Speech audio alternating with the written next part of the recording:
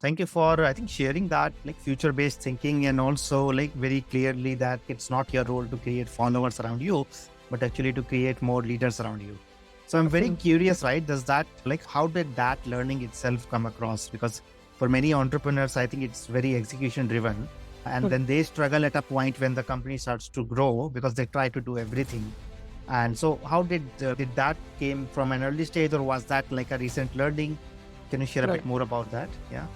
Thanks. Good questions. So up to 2018, I think I functioned like how I saw my boss functioning. That is, my father Hmm. was my only boss. So there, the old school thought was you need control on everything. You need to tell people what to do and let them do. So that is how I was working. But 2018, I read the book Scaling Up by Vern Hanish.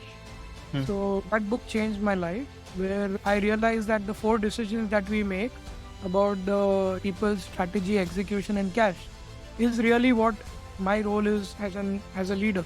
So that's when I created something called the LC, or the Leaders Council, Hmm. because as owners of the business, we want people to take up ownership, right? But technically, when you're not owning the company, how do you take ownership? So Yeah. that is, we created the one-page strategic plan, or the OPSP, where the vision that I documented was co-created along with them. Hmm. The goals for the year were all co-created along with them. And then at the end of it, we published a OPSP and put it up on the wall of every room. And we said, okay, this is the language that we all need to talk. Then we put our values as realistics, REALISTICS. That's responsiveness, excellence, accountability, integrity, lean, innovation, continual improvement, and 50 on time and happiness. So that's the words of the meaning of each of these was known to each one. And finally, I realized when I heard one of Sadhguru's talks on leadership that a leader basically needs to have only 3 traits. The 3 I's, he calls it. The first one is integrity, of course. That is, say what you're going to do and do what you're saying.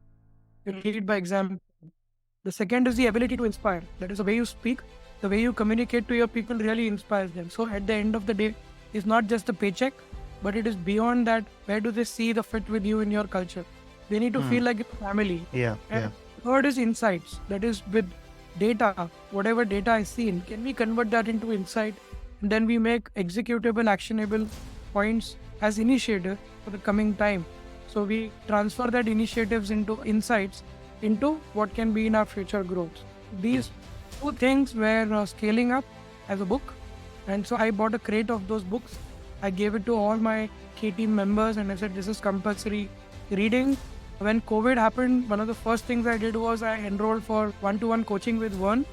And we were having like a group-based, cohort-based coaching with him online live. Those were like really game changers. And I've always invested into coaches, where I have a coach with me at any point of time for a particular domain and role, because I do know that a business coach is different from a sales coach. Like even in the cricket team today, you have batting, fielding, bowling, and a main coach. So in a similar manner, you would need a coach for a structured period of time, and then you should have conversations with them, get coached. You need mentors who are from your industry or they know whatever it is. So I have a bunch of fantastic mentors. I have a general who's fought 3 wars. He's 80, but he's got the energy of a 40-year-old. I have people who work in automobile industry, and so on and so forth. With all these mentors, with all these coaches, I grow, right? And then I give access to my team to get the second round of leadership coaching, because for them, they don't need the big vision. Big, hairy, audacious goals is not their burden to carry. But for them, maybe 60% transactional, 40% strategic is a good mix. And that's when they keep growing and getting it done.